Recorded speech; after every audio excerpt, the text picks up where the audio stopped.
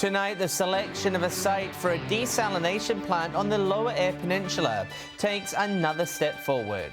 And our local food banks preparing for a busy winter as the cost of living bites. From our 7 Spencer Golf Studios, your nightly news with John Hunt begins now.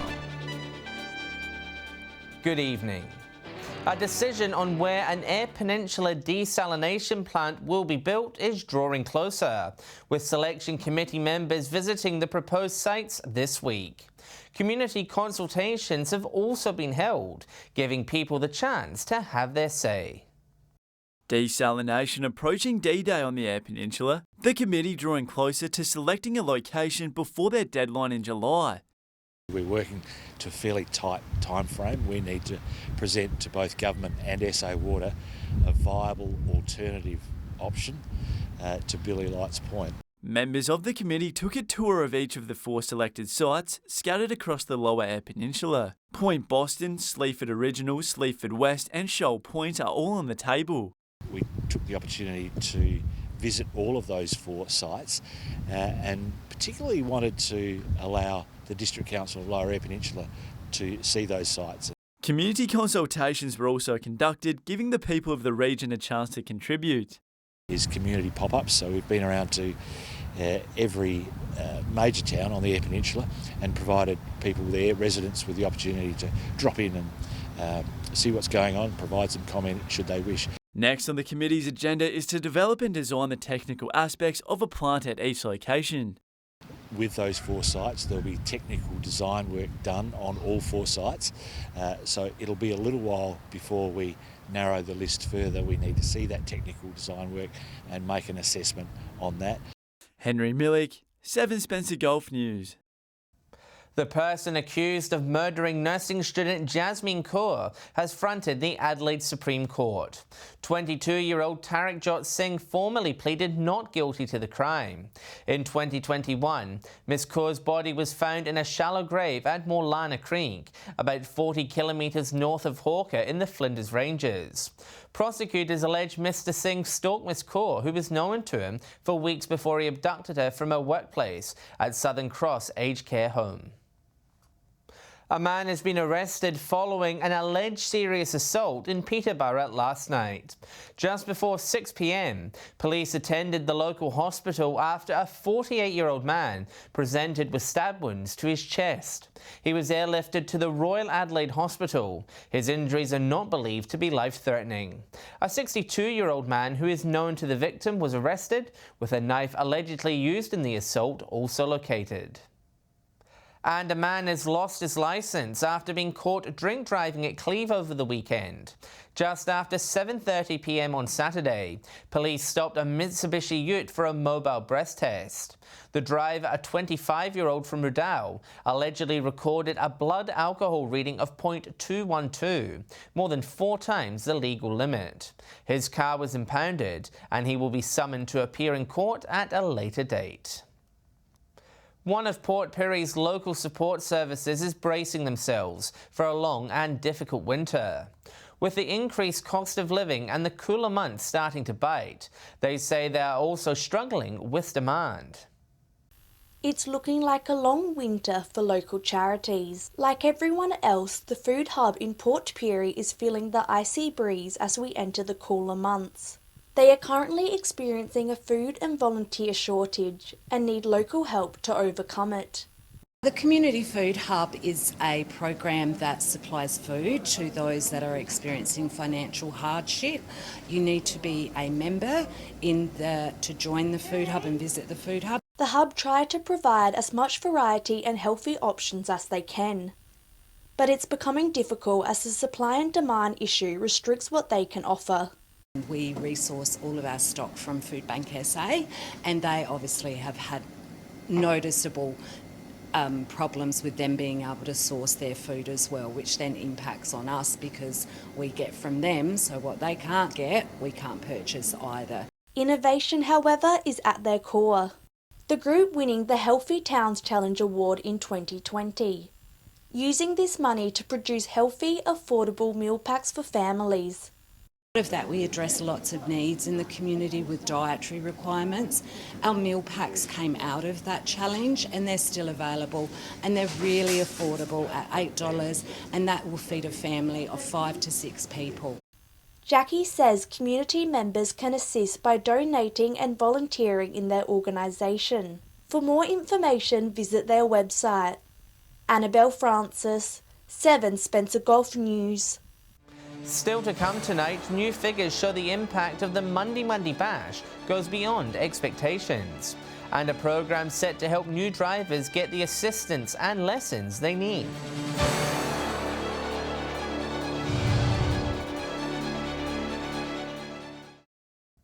Welcome back. Broken Hill has experienced a tourism boom on the back of the inaugural Monday Bash. The City Council releasing figures of what the event brought into the city, with the numbers bringing a smile to the faces of local traders.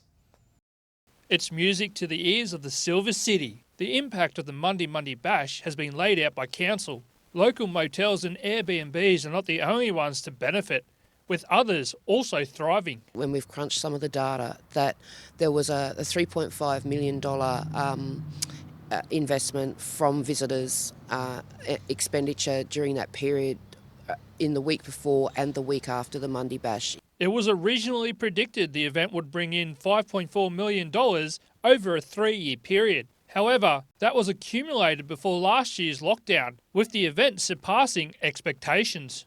Yes, there was a forecast of about a $5.4 million economic investment in the Broken Hill LGA as a result of the Monday Bash, but that was forecasted for over 3 events. The number crunch is also comparing the figures to other years.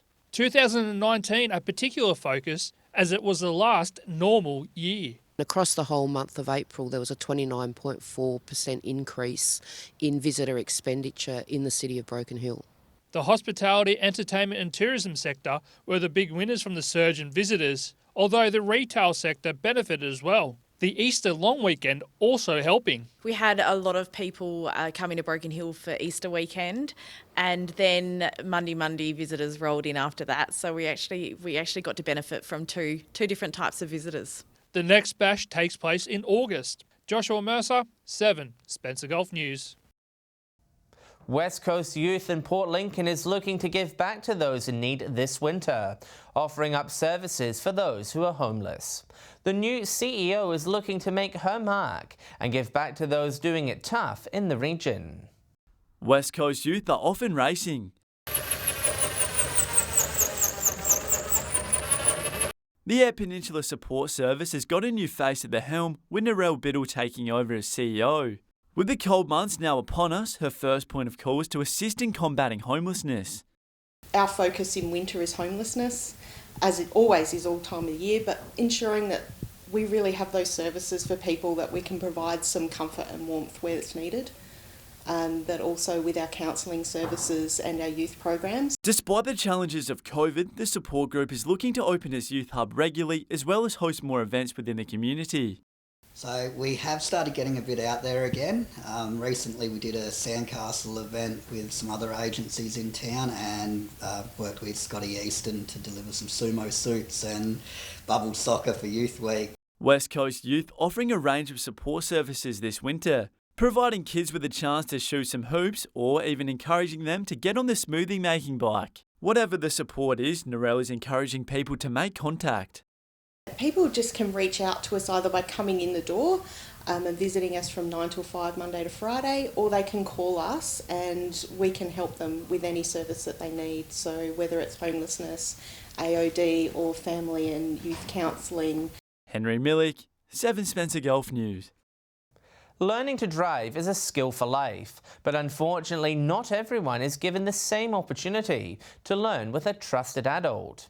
Employment company Maxima is looking to improve access to driving instructors, saying the lack of a car can be a barrier. It can be a road to nowhere for some. For many in our region, the lack of a car can put the brakes on securing work.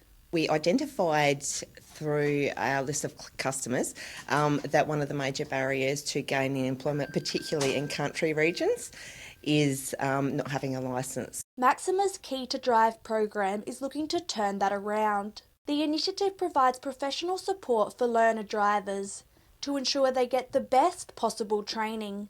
I've come in and they actually give more specific training to their learner drivers and guide them through the do's and don'ts of the driving lesson. So a more formalised approach than what we're doing, and also supporting our volunteer instructors. Since beginning in 2009, 27,000 South Australians have secured free lessons through their service. Any customer of Maxima is allowed to come. What we do is actually support them to gain their learner's permit as the first step. We then pay for 3 formal driving lessons, so then they've got that basic skill level to commence in our program. Supporters say the guidance provided is vital in the long term. The incentive behind Keys to Drive, the statistics show that probationary drivers are the most at risk of having accidents. So the Keys to Drive program is to try to make sure that through the learning phase of their driving, they get the skills they need to be able to progress to P plates as well prepared as they possibly can. Anyone who is interested in learning how to drive or becoming an instructor is asked to contact Maxima. Annabelle Francis, 7 Spencer Golf News. Stay with us. Broken Hill's RSPCA launches an adoption program with a new twist. And a Port Augusta dance group set to pay tribute to their founder through a new monument.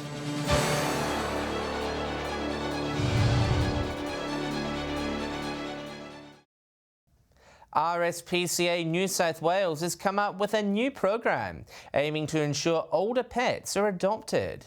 The charity turning to retirees to help cats and dogs find a home, while also making sure they are not out of pocket. Are you or a family member who has recently retired feeling a bit lonely? Do you need something to keep you warm now that winter is approaching? If so, the RSPCA might have a program for you. The Seniors for Seniors program is a great initiative run by the RSPCA and with the New South Wales government to offer senior citizens a discount who have a seniors card. Senior citizens who adopt a dog or cat aged 8 years or older can get a 50% discount. Their vet bills will also be cut by 10% for the life of the animal. The RSPCA says the pledge is more than just offering a discount. And we have a lot of seniors who, inquire about pet adoption because they're looking for some companionship. And we also have, a lot of senior animals in our care. Those that have already taken advantage have given the organisation some heartwarming stories, while also giving the lucky pet the chance of a forever family. It's so heartwarming to see those animals who might be overlooked in our shelter given a second chance, given a warm home. The service says older pets are the perfect companion. There's little transition. A lot of them are house trained. A lot of them already know a trick or two.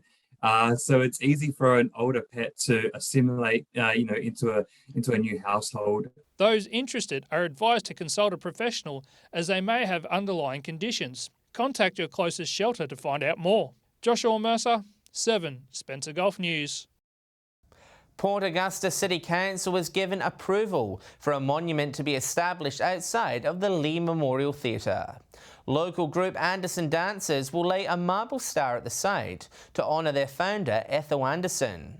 The dance group honouring her commitment to the arts in Port Augusta with a lasting memorial at the site of some of her great performances. Located at the front of the entrance, it will be visible to those entering the theatre. Meanwhile, Port Augusta's Mulka Aboriginal Art Prize exhibition will open in the Yatha Pertley Art Gallery tomorrow. 49 submissions have been made this year, each with the chance to win the $20,000 grand prize. Sponsored by Bungalow Solar Farms, the exhibition will be open at the Art Gallery until July 23. There is also a public auction on Thursday, June 23, for those looking to purchase any of the artworks. Stay with us after the break. We go around the region and check the latest fuel prices. And we'll have the local weather details with Alex Sykes.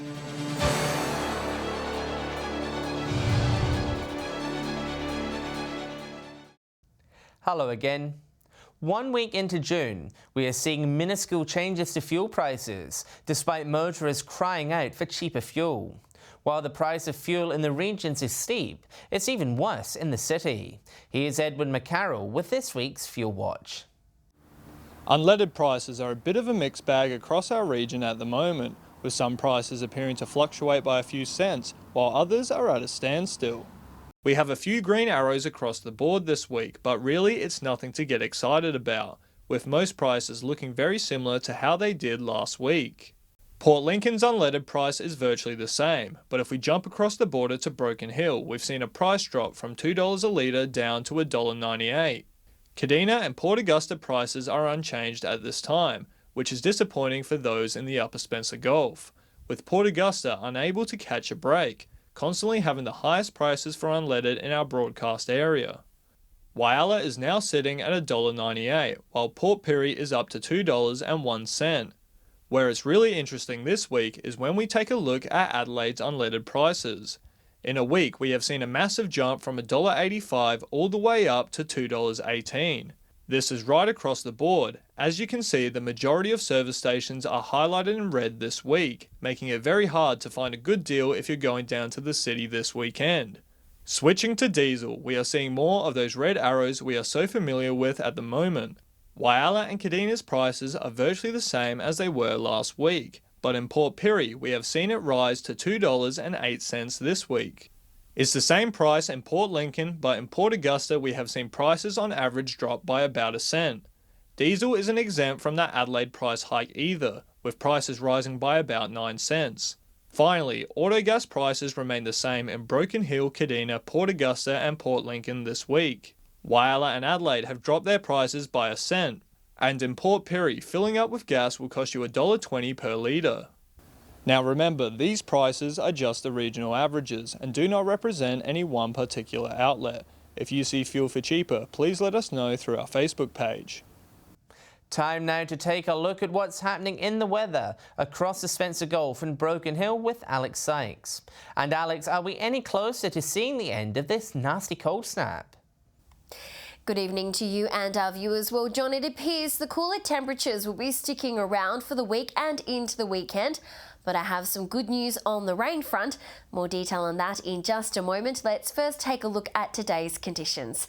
Whyalla was partly cloudy and 13, Broken Hill was cloudy and 12 degrees, and Woodna was partly cloudy and 15. Looking further out across the region now, Port Augusta, Port Pirie and Adelaide were all 14 degrees. Kadina and Cleve were both 13, Port Lincoln was 15. Clare barely made it into double digits with just 10 degrees there.